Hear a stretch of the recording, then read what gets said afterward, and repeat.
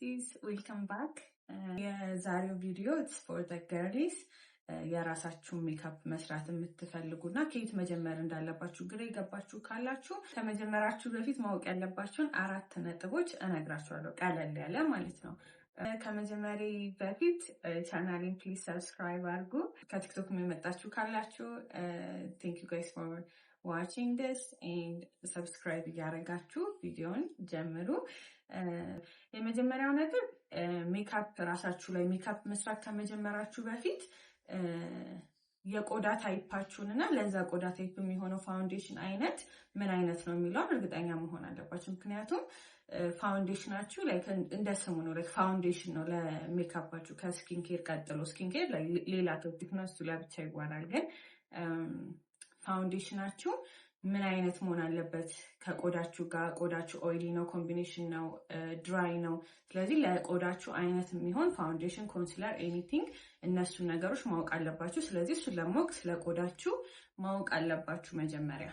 ሁለተኛው ፕሮዳክት ስትመርጡ ስፔሻሊ እየጀመራችሁ ከሆነ ኤክስፔንሲቭ መሆን የለበትም። ፕሮዳክቱ በጣም አፎርደብል ሆነው ቆንጆ ሉክ የሚሰጧችሁ ቆንጆ ሪዛልት የሚሰጧችሁ በጣም ብዙ ከድረግ ስቶር ጀምሮ የውጭዎቹም ቢሆኑ doesn't have to be expensive። ሲጀምሩ በትንሹ ጀምራችሁ ከዛ ደና ፕሮዳክቶችን አፕዴት እያደረጋችሁ መሄድ ትችላላችሁ።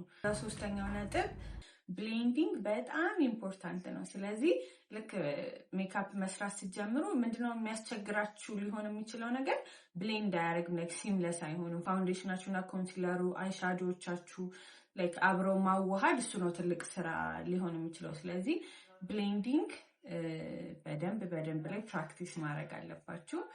አራተኛውና የመጨረሻው ደግሞ ዶንት ሃቭ ቱ ጎ ቱ ስኩል ሜካፕ ለመማር ፕራክቲስ አድርጉት። ቤታችሁ ባትወጡም የምትሄዱበት ቦታ ባይኖራችሁም ቤታችሁ ቁጭ ብላችሁ ፕራክቲስ አድርጉ። በቃ የትም አልሄድም ግን ቤቴ ቁጭ ብዬ በቃ የምሰራው ነገር ሳይኖረኝ ሲቀር ሜካፕ ሰራ ነበረ። ስፔሻሊ ኢንጆይ የምታደርጉት ነገር ከሆነ ገርሊ ስታፍ የምትወዱ ከሆነ ፕራክቲስ አድርጉት። በጣም ለውጥ ታመጣላችሁ። ከጊዜ ወደ ጊዜ ዩቲዩብ ቪዲዮችን ብታዩ ራሳችሁን አፕዴት ብታደርጉ በጣም በአጭር ጊዜ ውስጥ ለውጥ ታመጣላችሁ። አፎርደብል ሆነው ላይክ ሜካፕ ራሳችሁ መጀመር የምትችሉባቸው አይነት ፕሮዳክቶች ሌላ ቪዲዮ ሰራላችኋለሁ። So yeah, that's it. Thank you guys for watching. I love you guys. Bye.